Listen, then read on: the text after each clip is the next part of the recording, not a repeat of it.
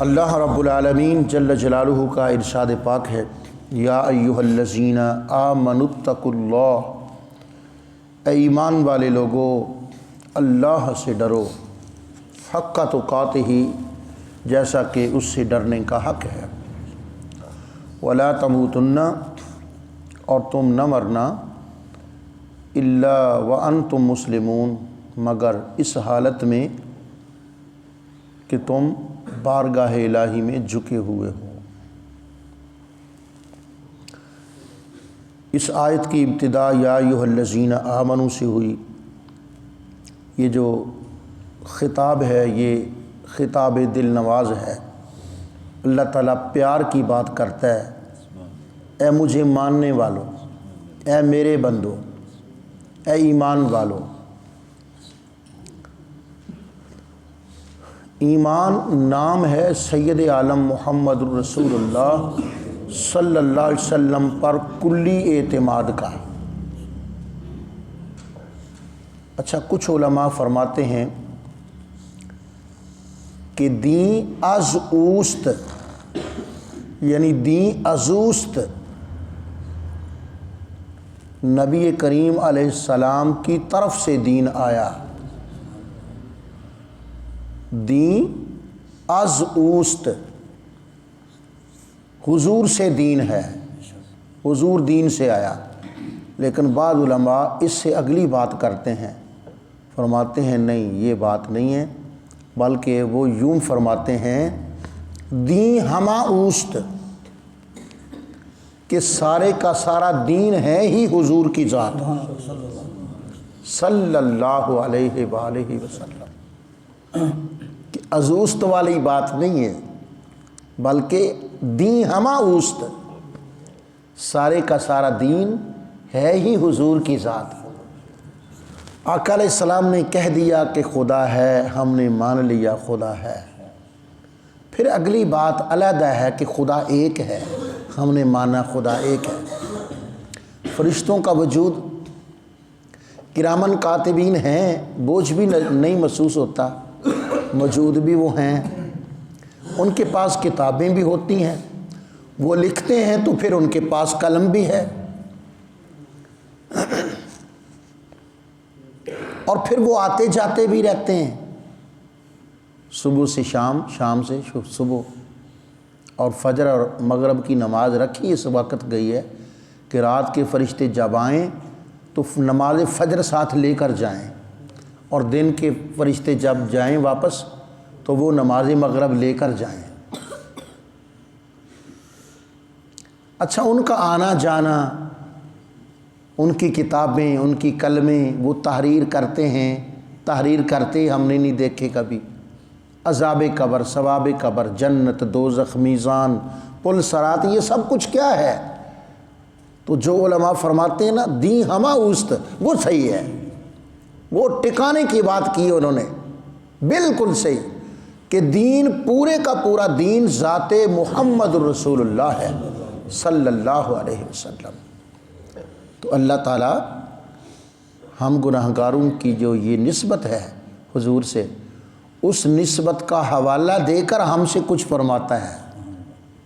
اگلا حکم اللہ تعالیٰ ویسے کہہ سکتا تھا یا ایھا الناس، اے لوگو، اس کا حق ہے، اور وہ کہتا بھی ہے جا بجا یا ایھا الناس۔ جب ساری انسانیت کو خطاب کرنا ہو تو اس میں تھوڑا سا نا جی اور انداز ہوتا ہے، لیکن جب ہم سے بات کرنی ہوتی ہے تو اللہ تعالیٰ اس حوالے سے بات کرتا ہے، یا ایھا الذین آمنوا، اے ایمان والے لوگو، اتقوا اللہ، اللہ سے ڈرو۔ یہ تقوی کیا ہے؟ قرآن کریم کا مطالعہ کریں نا تقوی کو سامنے رکھ کے تو ڈھیر لگے پڑے ہیں مسائل کے، اور آیات پر آیات ہیں۔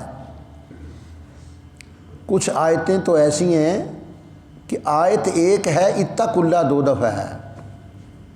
جی پڑھیے قاری صاحب، وہ کیسے؟ یا ایھا الذین آمنوا اتقوا اللہ ولتنظر نفس ما قدمت لغد واتقوا اللہ۔ آیت ایک ہے، اتقوا اللہ 2 دفعہ ہے۔ تقوی کا کیا معنی ہے؟ تقوی کا معنی ہے بچنا، ڈرنا، باز رہنا۔ بچنا، ڈرنا، باز رہنا۔ عرض کیا یا رسول اللہ تقوی کہاں ہوتا ہے؟ نگاہ آنکھ میں، سمع کان میں، کلام زبان میں، قوت شامہ سونگھنے کی طاقت ناک میں، سوچنے کی طاقت عقل میں، دماغ میں۔ تقوی کہاں ہوتا ہے؟ تو آقا علیہ السلام نے یشیر الی قلبہ، رسول اللہ علیہ السلام نے دل کی طرف توجہ فرمائی اور اشارہ فرمایا اور ساتھ ارشاد فرمایا التقوی ہا ہونا، تقوی ہوتا ہے یہاں دل میں۔ تقوی کا مرکز دل ہے۔ حضرت سیدنا عمر فاروق رضی اللہ تعالیٰ عنہ نے پوچھا تھا حضرت عبداللہ بن سلام سے، یہ تقوی ہوتا کیا شے ہے؟ تو آپ نے فرمایا عمر تو نے بچپن میں کبھی اونٹ نہیں چرائے تھے؟ ہاں ابا جی بھیجتے تھے۔ تو عجب بات تھی، ایک اونٹ ادھر دوڑ جاتا تھا، ایک ہی اونٹ ادھر دوڑ جاتا تھا، اس کو موڑتا تھا وہ نکل جاتا تھا اس کو۔ یہ تو تھا ابتدا، اور عمر کی انتہا کیا ہے کہ دریائے نیل کو خط لکھا جا رہا ہے، دریائے نیل کو خط لکھا جا رہا ہے کہ اللہ کے حکم سے چلتا ہے تو چل، ورنہ عمر کو تیرے پانی کی ضرورت نہیں ہے۔ آج تک دریائے نیل خشک نہیں ہوا، ورنہ ہر سال خشک ہوتا تھا۔ وہ عمر، اس کے کمالات کی معراج یہ ہے کہ کسی ذمی نے کہا میں اسلامی ٹیکس بھی ادا کرتا ہوں، میری زمین بنجر بھی ہوتی جا رہی ہے، یہ کیا ہے؟ فرمایا یہ ایسا ہو تو نہیں سکتا، جی آپ محکمہ مال کے افیسروں کو بلا لیں، یعنی آج کل پٹواریوں کو بلا لیں، وہ جاتے ہیں گشت کرتے ہیں دیکھتے ہیں، تو واقعی بڑی عجیب بات ہے۔ آپ گئے، فرمایا مجھے لے چل، ورنہ اس کا سیدھا سادہ جواب تھا کہ میاں کوشش کر، جتنی گوڈی اتنی ڈوڈی، محنت تو کرتا کوئی نہیں ہے، محنت کیا کر، ٹھیک ہے بھائی، اچھا بیج ڈالا کرنا بھائی، موسم صحیح موسم میں کاشت کیا کرنا، ورنہ اس دور میں تو پانی کو چیک کرانا یا مٹی کو چیک کرانا نہیں ہوگا بھائی، سیدھے جواب تو یہی تھے نا۔ آپ نے فرمایا مجھے لے چلنا، میں دیکھتا ہوں۔ وہاں زمین میں جا کر کھڑے ہو گئے۔ آج اگر ایسا کوئی کہے تو اس کو کہیں گے عقل سے گیا گزرا ہے۔ آپ نے درہ لیا اور زمین پر مارا، فرمایا عمر تجھ پر خدا کی شریعت نافذ کرے اور تو غلہ نہ پیدا کرے، جس طرح سوت مارا نا تو فوراً سبزہ اگایا زمین سے۔ جی بانج زمین کو اللہ نے اس قابل بنا دیا، بانج زمین زرخیز ہو گئی۔ جی تو حضرت عمر فاروق نے پوچھا تقوی ہوتا بھلا کیا ہے؟ حضرت نے فرمایا عبداللہ بن سلام رضی اللہ تعالیٰ عنہ نے کہ عمر تو نے چرائے تھے؟ ہاں چراتا تھا۔ تو پھر وہاں کانٹے بھی ہوں گے، خاردار جھاڑیاں بھی ہوں گی، ان سے تجھے نکلنا پڑا ہوگا کبھی، تو کیسے نکلتا ہے؟ فرمایا راستہ تھوڑا ہو، کلوز ہو، اس وہاں سے گزرنا پڑے تو میں لباس بھی اپنا سمیٹ لیتا ہوں، اپنا جسم بھی سکیڑ لیتا ہوں، اور ایسے گزرتا ہوں اس کے درمیان کہ کوئی خار میرے کپڑے کو کاٹ نہ دے اور کوئی کانٹا مجھے چبھ نہ جائے۔ فرمایا یہی تقوی ہے، یعنی تمہارے دائیں بائیں آگے پیچھے مصائب ہوں گے، پریشانیاں ہوں گی، نجاستیں ہوں گی، نحوستیں ہوں گی، گناہ ہوں گے، جی فساد ہوگا۔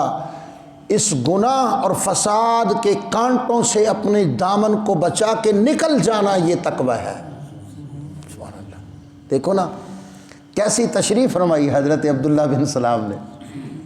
آپ دیکھتے ہیں کہ اس عملی زندگی میں پڑوسی ہے اس کا مزاج ہی نہیں ملتا، دو بہنیں آپس میں ان کا کوئی بول چال نہیں ہے، بڑے افسوس کی بات ہے۔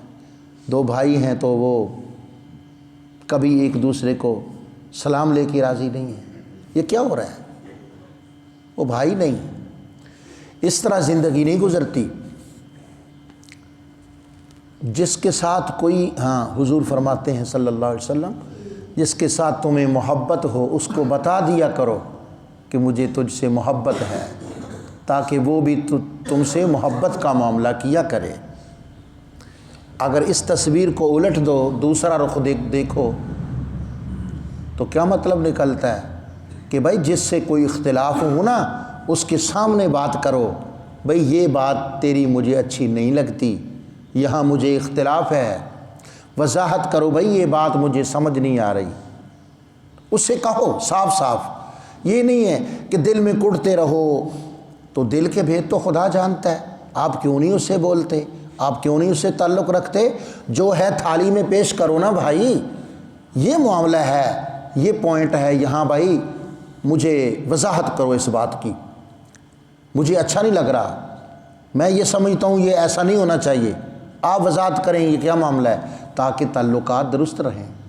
جی وضاحت طلب کرو، کسی کے پیچھے بات نہ کرو، اس کے سامنے بات کرنے کی جرت پیدا کرو۔ کچھ نہیں ہوتا، کوئی کچھ نہیں کہتا کسی کو۔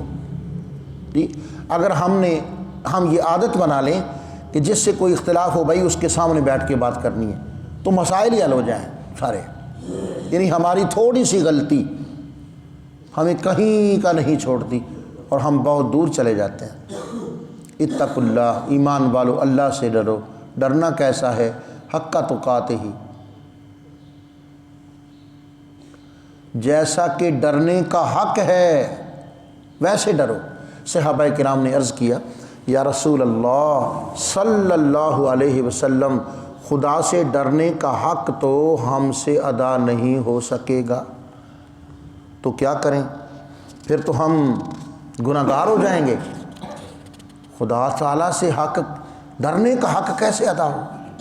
تو پھر اللہ رب العالمین نے قرآن کریم کی یہ آیت نازل فرمائی، فاتقوا اللہ ما استطعتم واسمعوا واطیعوا، کہ اے ایمان والو تم اللہ سے ڈرو، ما استطعتم، جو تمہیں طاقت ہو، جتنا تم کر سکتے ہو اتنا تو ڈرو نا۔ اب یہ درجے بن گئے، ایک ہے عام مسلمان کا تقوی، ایک ہے خاص لوگوں کا تقوی، اولیاء کا تقوی اور ہے، جی ہم عوام الناس کا تقوی اور ہے۔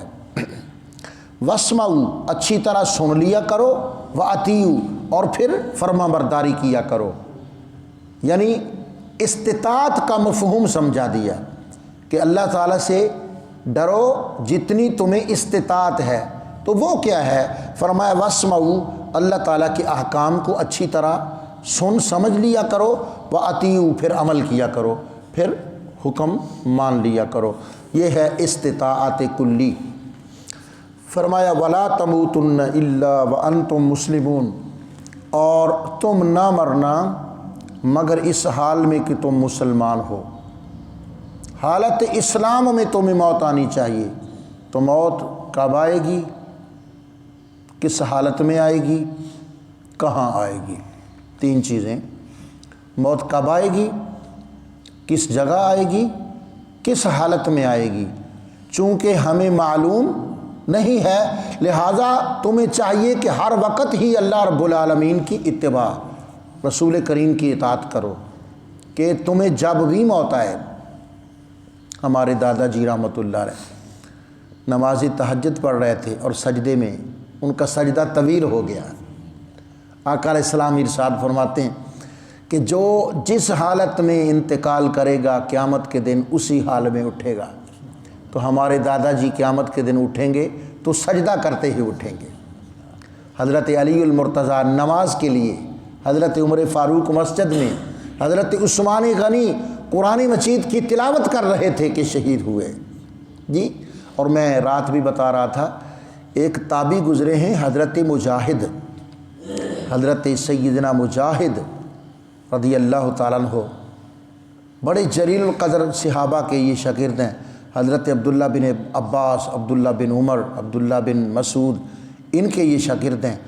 غلام تھے وہ زمانہ، لوگ انسانوں کی خرید و فروخت کا زمانہ تھا۔ تو آپ نے اسلام قبول کر لیا، پھر سوچا کہ جب میں اسلام میں داخل ہو گیا ہوں تو اسلام کہاں سے شروع ہوتا ہے اور اس کی معراج کیا ہے، مجھے پتہ ہونا چاہیے۔ وہ علم دین حاصل کرنے لگے، حتیٰ کہ زمانے کے فقیہ بن گئے۔ جی، زمانے کے فقیہ اسے کہتے ہیں کہ تمام زمانے کے علماء جس کی طرف مسائل پیش کریں کہ جو لا ینحل مسائل ہوں، جن مسائل کو وہ حل کرے اسے فقیہ کہتے ہیں، اور فقیہ اعظم کا درجہ پھر اس سے بھی آگے ہوتا ہے۔ حضرت مجاہد نماز پڑھ رہے تھے، جب سجدہ کیا تو سجدے میں انتقال ہو گیا۔ اللہ اکبر، اللہ۔ ذات کے غلام تھے، کروڑہا آزادیاں اس کی غلامی پر قربان۔ حضرت بلال بھی غلام تھے۔ جی، ہم آزاد لوگ ہیں، ہمیں کوئی خرید فروخت نہیں کر سکتا، ٹھیک ہے، لیکن ہماری ساری آزادیاں حضرت بلال کے قدموں پر قربان۔ جی، تو حضرت مجاہد کی کیا شان ہے کہ سجدے میں روح پرواز کر گئی۔ یہ وَلَا تَمُوتُنَّ إِلَّا وَأَنْتُمْ مُسْلِمُونَ۔ تو مزہ تو یہ ہے زندگی کا۔ جی، حضرت سیدنا معین الدین اجمیری نماز فجر کے بعد درس قرآن دیا کرتے تھے۔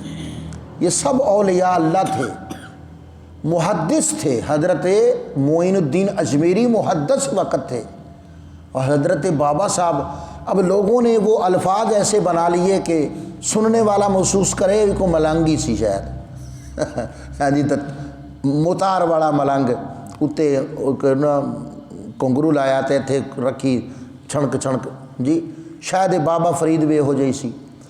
آپ اپنے زمانے کے بہت بڑے عالم تھے، اور یہاں سے بھی یہ پتہ چلتا ہے کہ جب آپ کا انتقال ہوا اور آپ کا جنازہ ہونے والا تھا، آپ کو نہلایا جا رہا تھا، اور آپ کی چارپائی پھر آپ کا جنازہ قبرستان میں آیا، اور آپ کا جسد خاکی قبر میں اتارنے سے پہلے اتنا انتظام ہو چکا تھا کہ آپ کی قبر کے اندر جتنی اینٹیں لگی تھیں اس دور میں ہر اینٹ پر مکمل قرآن مجید پڑھا جا چکا تھا۔ اتنا بڑا مدرسہ تھا آپ کا۔ جی، تو بابے تو سارے ہی ہیں، لیکن ہمارا بابا وکھرا ہی ہے۔ جی، اللہ اکبر۔ آپ کے ہاتھ میں ایک کتاب تھی قاری صاحب، تو حضرت معین الدین اجمیری نے پوچھا کہ فرید یہ ہاتھ میں کیا ہے؟ عرض کیا یہ نافع ہے۔ اس کتاب کا نام تھا نافع، آج کل بھی ملتی ہے، عربی زبان میں ہے، اور بڑی سخت قسم کی عربی زبان ہے، جی بڑی غامض ہے، مشکل ہے۔ تو حضرت معین الدین اجمیری نے فرمایا اللہ یہ کتاب تجھے نفع دے، اس کا نام نافع ہے، تو اللہ کرے یہ کتاب تجھے نفع دے۔ اور پھر وہ دعا قبول ہوئی۔ خیر، بات کر رہا تھا معین الدین اجمیری کی نماز فجر پڑھی، اور بعد میں درس قرآن دے کر آپ نے دعا کی۔ دعا میں یہ جملہ کہا، اے اللہ مجھے ایمان کی موت عطا کر۔ تو جو مقتدی بیٹھے تھے وہ کون کون تھے؟ وہ حضرت خواجہ بختیار کاکی اوشی تھے، حضرت فرید الدین گنج شکر تھے، وغیرہ وغیرہ، اولیاء اللہ کی جماعت تھی۔ تو اب وہ جملہ بولا، لیکن کسی نے آمین نہ کہا کہ اپنے دادا پیر کی موت مانگے۔ جی، جتنا وقت زندہ رہیں گے اتنا دیدار کریں گے، ان سے فیض حاصل کریں گے۔ دعا تو ہو گئی، آپ نے فرمایا، آپ نے محسوس کر لیا، آپ نے ارشاد فرمایا میاں یہ ایمان کی زندگی خدا کی نعمت ہے، ایمان پر خاتمہ خدا کی سب سے بڑی نعمت ہے۔ وَلَا تَمُوتُنَّ إِلَّا وَأَنْتُمْ مُسْلِمُونَ۔ تم نہ مرنا مگر اس حال میں کہ تم مسلمان ہو۔ یہ جملہ پہلے بھی گزر چکا ہے، میں حوالے کے طور پر عرض کرتا ہوں۔ حضرت سیدنا ابراہیم علیہ السلام اور حضرت سیدنا یعقوب علیہ السلام کے حوالے سے اللہ تعالیٰ ارشاد فرماتا ہے وَوَصَّى بِهَا إِبْرَاهِيمُ بَنِيهِ وَيَعْقُوبُ، وصیت کی ابراہیم علیہ السلام نے بھی اور یعقوب علیہ السلام نے بھی اپنے بیٹوں کو۔ جی کیا وصیت کی؟ یا بنیّا، اے میرے بچوں، ان اللہ اصطفیٰ لکم الدین، خدا نے تمہارے لیے دین کو چن لیا، تمہیں دیندار بنایا، تمہیں نیک بنایا، فلا تموتن الا وانتم مسلمون۔ وہی جملہ، یعنی حضرت ابراہیم علیہ السلام نے اپنے بیٹوں کو اور حضرت یعقوب علیہ السلام نے اپنے بیٹوں کو اپنے پاس بلایا جب آخری وقت تھا، وصیت فرمائی بیٹا ہر حال میں خدا کی فرما برداری کرنی ہے، ہر حال میں خدا تعالیٰ کی اطاعت کرنی ہے، تاکہ تمہیں جب بھی موت آئے تمہارا واسطہ جو ہے اللہ تعالیٰ سے تمہاری لو لگی ہو اور تمہارا جو سر ہے وہ اللہ تعالیٰ کے حضور جھکا ہو۔ وصلی اللہ تعالیٰ علی رسولنا